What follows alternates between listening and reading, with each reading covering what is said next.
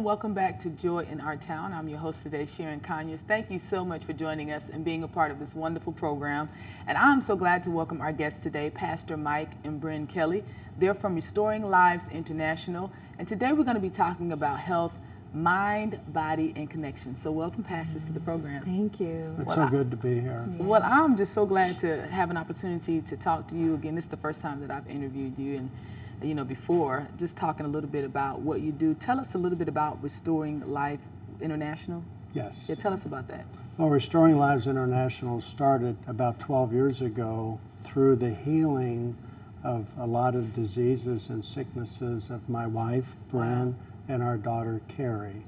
Okay. Carrie came home from school with fibromyalgia, and she suffered her whole life with ADHD. Okay.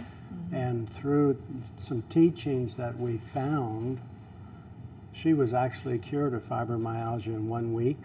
Wow. And her ADD went away, so she doesn't take any medication for the last 12 years. And she was on medication all the time. Okay. And then Bryn said, I wonder if God healed our daughter, if he would also heal me. So Bryn went down, and I went down with her also to a place in Georgia that taught this mind-body connection, taught that our thoughts affect our physical health. Absolutely. And I'll let Bryn kind of finish the story of what happened to her. Yes, I'd love to hear that. Tell us what happened. Well, it was life-changing. I'd been really sick for over 30 years. I got sick when I was in my 20s. And actually, as a child, I'd had a lot of allergies and migraines. I had dyslexia, a lot of learning disabilities, so school was really a struggle for me. A very dysfunctional home, a lot of fear. It was just tremendous amount of fear.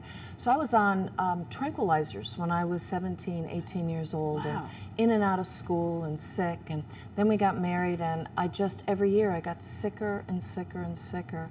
And I finally ended up, I had chronic fatigue syndrome for about 13 years. Okay. I was in the 3rd stage of that and told to go home to die. Truthfully, it was that bad. I had stomach problems, my immune system had shut down, thyroid problems, mercury poisoning. It was just a myriad of problems, and in bed most of the time.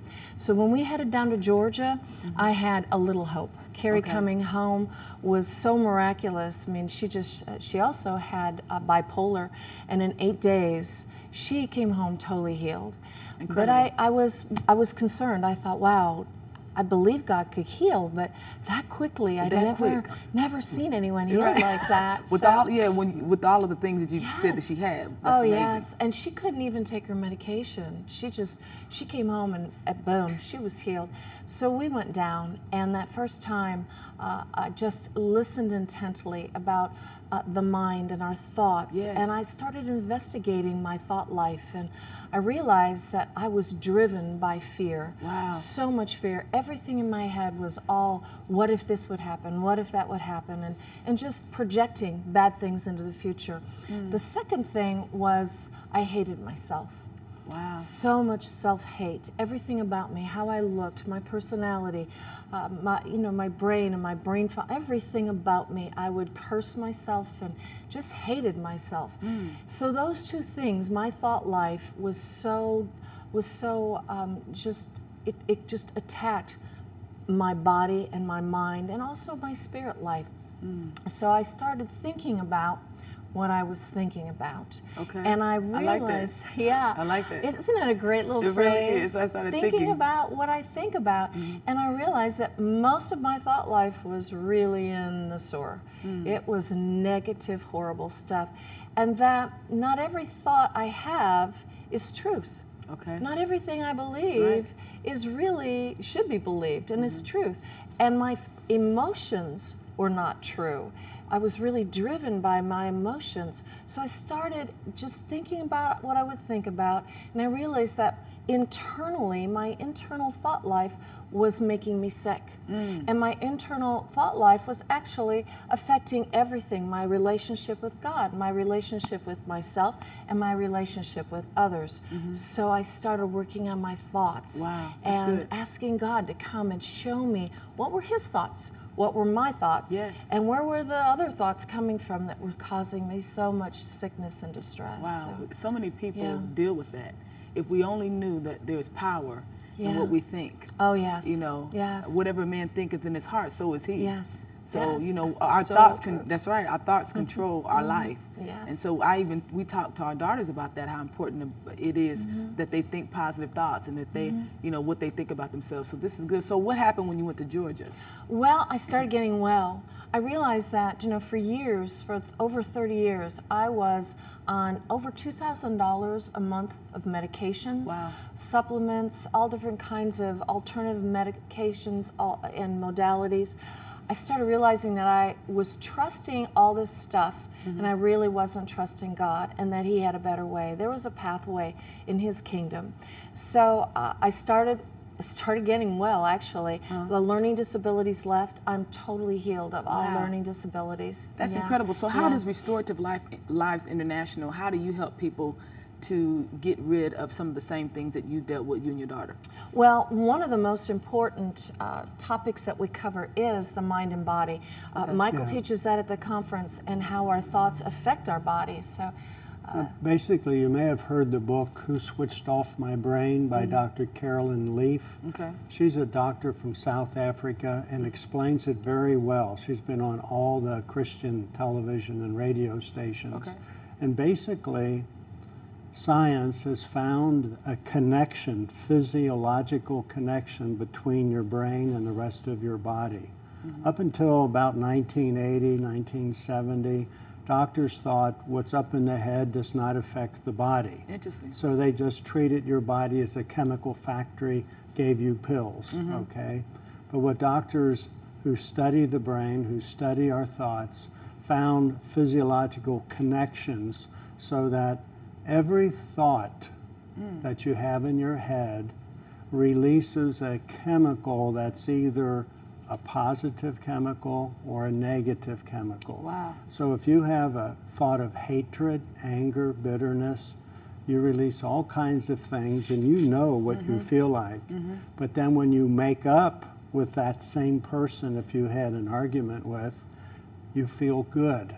Right. And so good thoughts come in, which affect the chemistry in our body. And so we're saying that when we have these negative thoughts of anger and unforgiveness, then they can also create sicknesses in our body. What Yes. it does is tell the part of the brain that controls our chemistry, because it's called the hypothalamus. It is not a judge. All it is like a pharmacist. It reads what comes in. Joy, it switches on the chemistry of joy so that you feel good. Okay. But if it's anger, self-bitterness, it doesn't care what it is. It just releases those chemistries in your body so that you feel lousy. And what hatred and unforgiveness do is destroy your immune system. If left too long, your immune system can't fight the normal diseases that want to come into your body. So our biggest thing, one of the biggest things in the conferences we give is to help people understand the power of their thinking, and they can't do anything about it. If you have a bad thought, bad stuff comes out. Absolutely. If you have a good thought, good stuff comes out. So we tell people to guard the door. You know, if you just cleaned your home, nice white carpet, and there were kids out here with dirty shoes, you wouldn't let them in. That's right. Yeah. But we let in our thoughts, Oh, wow. and we only judge our thoughts after the destruction has been done. That's good. So we're helping people to judge the thoughts before they come in, and you choose the thoughts that you want to come in.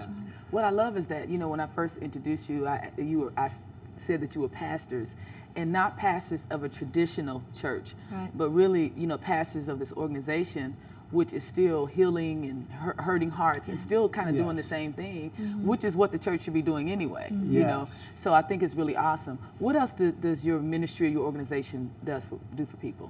Wow. I think the healing, the physical healing that comes, the emotional healing, and the healing in relationships. Okay, People that's come good. to our conferences and they've really had broken marriages, Yes. broken relationships in the family. And by learning God's principles, I mean, God, just like, you know, our body was created by God to think His thoughts, to be in His kingdom thoughts, and not in our own destructive thoughts or the enemy would try to give us, but and also to have control, that we have choices. We can make those choices. So we teach people how to make those choices. We actually teach them how to think about what they're thinking about. We give them a toolbox, we call it, a toolbox that they can leave with, that are life skills for them.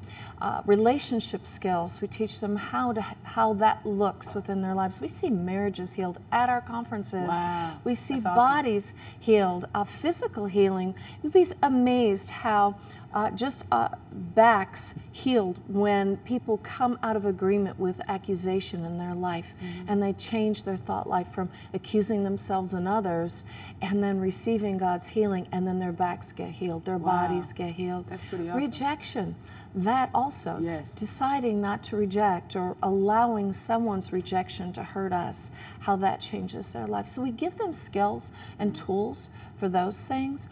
We see people come with mental illness, severe mental illness, that have been in mental hospitals, and they leave healed. Wow. I mean, it is amazing. That is amazing. God's addictions. We see addictions healed all the time because He's a big God. Yes. He's a good God. Yes. And it comes from His tools in the Word of God, and us, like the Word says, guarding our thoughts. Guarding Take our thoughts. every thought captive, Yes. and our emotions. That's good. Isn't that good? That's awesome.